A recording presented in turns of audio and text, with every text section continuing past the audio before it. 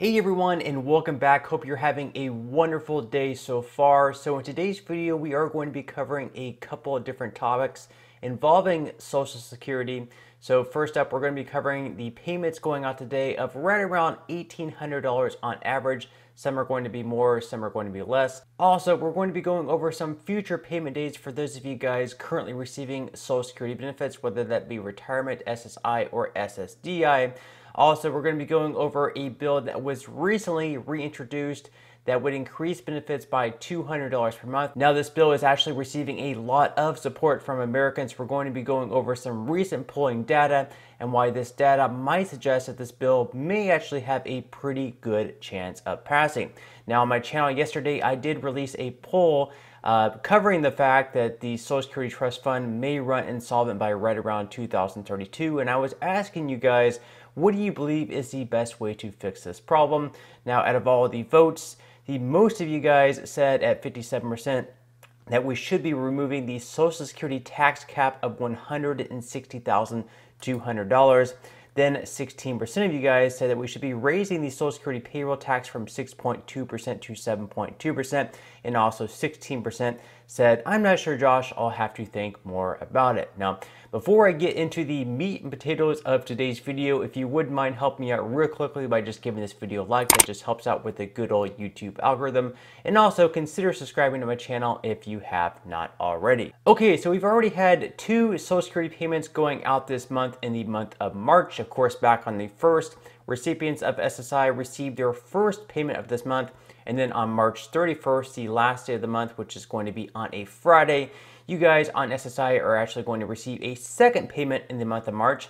Now, of course, usually you would receive this on the 1st of April. So this is technically just your April payment that's going to be coming on the last day of March, simply because April 1st falls on a Saturday. And whenever the 1st of a month falls on a Saturday or a holiday, you end up getting it on the prior Friday, as long as that's not a holiday as well. So there was a payment on March 1st. And then on March 3rd, payments for those who received both SSI and Social Security went out, or if you started receiving Social Security before May of 1997, you would have received your payment on that date. But today we actually have some more payments going out. So these are going to those on Social Security, which are right around $1,827 on average after the 8.7% cost of living adjustment, with the maximum payment this year being $4,555.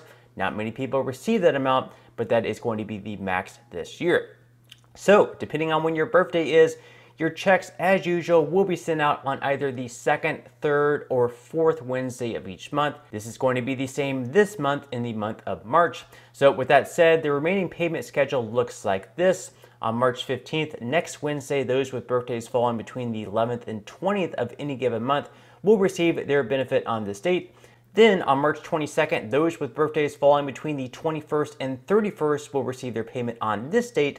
And again, those on SSI benefits will receive their second payment on March 31st, which again is simply due to the fact that April 1st falls on a Saturday. So therefore, you'll just end up receiving your payment earlier in the month of March. Now, keep in mind, you're not going to be receiving any payments in the month of April. So make sure that you budget this in. This is not going to be any type of bonus payment where you're also going to be receiving one in April. No, it's simply your April payment coming a little bit earlier. So I know there's a lot of confusion revolving around that. Hopefully I cleared that up. Okay, so now that I got that out of the way, the payments going out in the month of March, as I mentioned earlier on in this video, there was a bill reintroduced and the text was actually sent out. This was by Bernie Sanders, and it's going to increase benefits for everyone on Social Security by $200 per month, $2,400 per year, or however you want to think about it. In addition to that, it would also take care of the whole solvency issue. So instead of the Social Security Trust Fund going insolvent by 2032,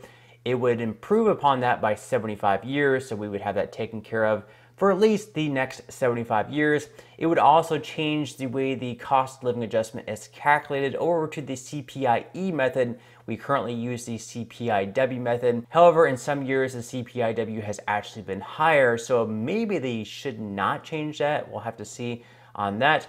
And it would also improve the special minimum benefit to 125% of the poverty line, so it does a lot for those who are currently receiving Social Security benefits. And of course, they would do all this by making Americans who earn over $250,000 per year once again have to pay into the Social Security payroll tax. So right now, you only pay taxes on the first $160,200 that you earn.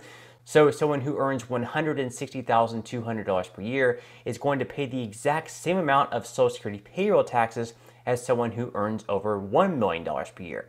Now, someone who earns over $1 million per year is going to have to pay more in federal income taxes. But as far as the Social Security payroll tax, that does once again cap out at $160,200. This means that the maximum that you can pay in as far as Social Security payroll taxes go, this year it would be $9,932.40. And again, a higher earner, let's say a pro athlete, maybe like a pro baseball player making $1 million per year, they would only pay this amount. They would pay $9,932.40. However, if this bill were to pass, they would have to pay this same amount, $9,932.40. And then any income earned above $250,000 per year, they would once again have to pay that 6.2% payroll tax. So in addition to that, they would have to pay an additional $46,500 into the system, that pro athlete making $1 million. So as you can see, by raising taxes there, by making people who earn over $250,000 per year once again have to pay the Social Security payroll tax, they could obviously collect a lot more money. Now, obviously, this isn't something that someone who makes a good bit of money would want to do. Obviously, no Americans want to pay more taxes. It's not particularly popular, but just, having your elderly neighbors and making sure that people are well taken care of, giving everyone an extra $200 per month is going to set them up well, plus raising the special minimum benefit. This could obviously have a lot of benefits. So a higher earner, may not mind paying a little bit extra into the system. It's just 6.2%. It's not like we're raising taxes by 30% or anything like that. But 6.2% is obviously greater than 0%. So getting someone on board who earns a lot of money is going to be pretty difficult. Plus, the Republican Party is generally against raising any type of taxes. So we'll just have to wait and see if this bill gains any support from our lawmakers in Congress. Now, as you can see up on the screen, the bill does currently have some other co-sponsors. They do have 7 co-sponsors in total. However, as you can see, they are all Democrats. Not a single Republican co-sponsor of the bill, and not a single Republican congressman or congresswoman is currently in support of this bill.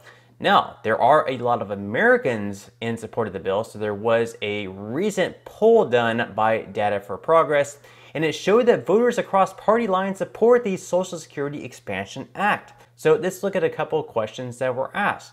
So one of the first questions was, do you support or oppose the Social Security Expansion Act across the board?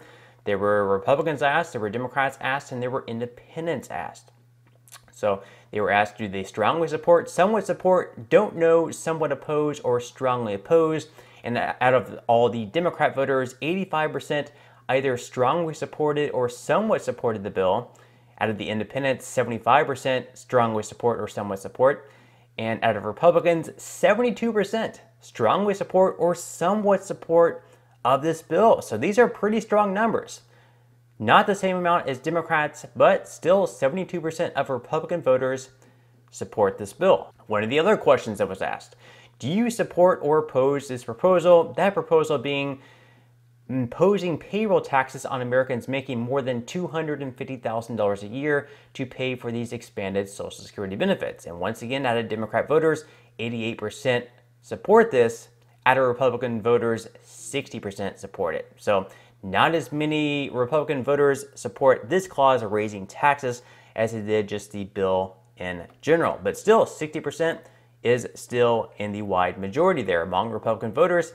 And then one of the other questions was, across party lines, voters opposing privatizing Social Security. And they're asking, which of the following comes closer to your view, even if neither is exactly right? And Democrats believe that we should leave Social Security as is, and 73% of Republicans also are against privatizing Social Security, believing that we should just keep Social Security as it currently is. Now, what does this data mean? Well, basically, as we can see previously, there are no Republican congressmen or congresswomen, co-sponsors of this bill. There's no one coming out in support of this bill because they are against raising taxes. However, what this can really show us is that voters of the Republican Party are in support of the bill, which means that basically, if you're a member of the House of Representatives and you're representing your district and people in your district are very much in favor of the bill, you're supposed to vote in favor of what people in your district want. You're not supposed to vote what you want or what you think is best. You're supposed to vote in favor of people in your district or people in your state. So if you're a senator in, let's say, like the state of Missouri, for example, and you see that your Missouri voters are very much in favor of the Social Security Expansion Act, even though you might be a Republican in a very conservative state of Missouri, you're supposed to vote in favor of this bill because your constituents in the state of Missouri are in favor of it. Now, you may hate this bill. You may think that it's really a bad idea to raise taxes on people earning above $250,000 per year, but since your constituents in the state of Missouri by a wide majority are in support of this bill, you're supposed to go along with that. Now, whether or not that actually happens, I'm not sure. I don't think this bill will probably pass. In all honesty, I think probably another one, the group by Bill Cassidy and Angus King, that bill, something along those lines may actually end up passing, where in the end they end up raising the full retirement age. I hope not, but I think that probably has a better chance of passing. But definitely interested in hearing your thoughts below, so leave any comments or thoughts you have in the comment section below. I always love reading those. But that's all I have for today's video. I certainly hope that you enjoyed. If you did, again, I would greatly appreciate if you could give this video a like. Consider subscribing to my channel if you have not already, and I will see you in the next video.